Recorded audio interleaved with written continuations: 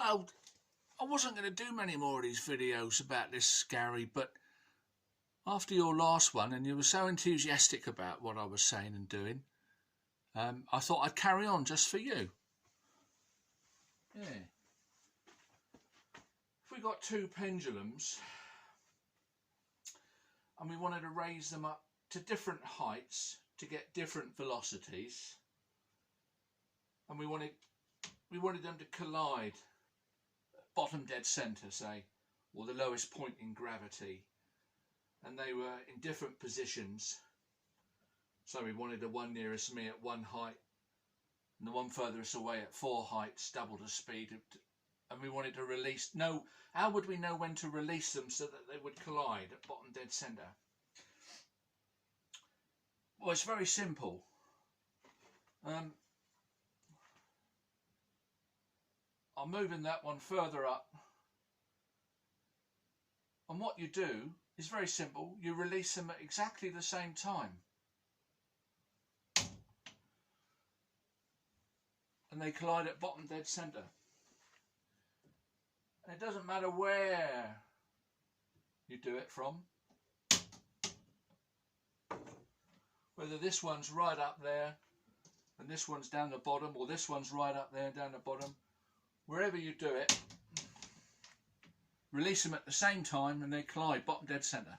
That might be helpful for your Newton's cradle experiments, because Tony was wondering when to release one so that they hit together. Now this is to do with the period of a pendulum,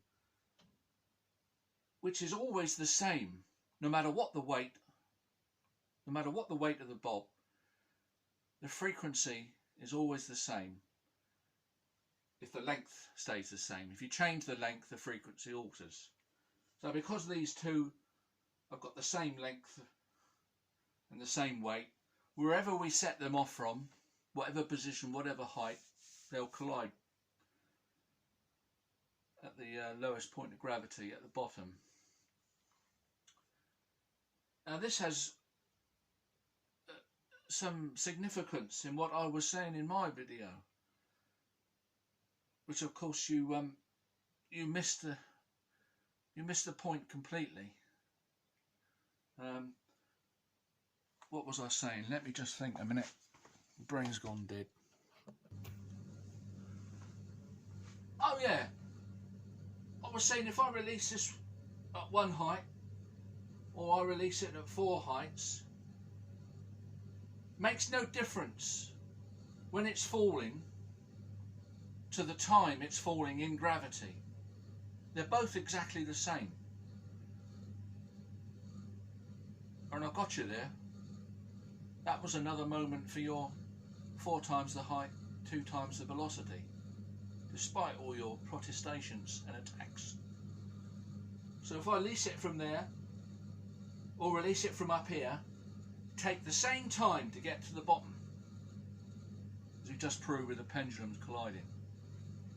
So, according to you, if gravity is a time-dependent force, they're both in time.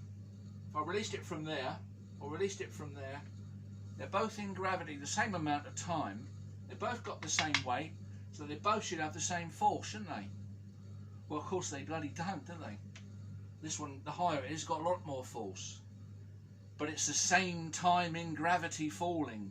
The same time it's exposed to the gravity, Gary.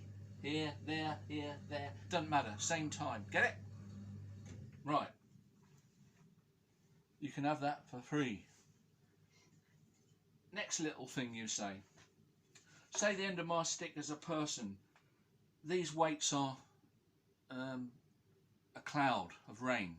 And the end of my stick is a person going underneath. The faster I go under the cloud, you say, the less rain will hit on me. Quite right. But of course that's got nothing to do with the analogy of gravity. Gravity's not just a cloud of gravity, is it? These weights would be a continuous line of weights forever around the circumference of the Earth.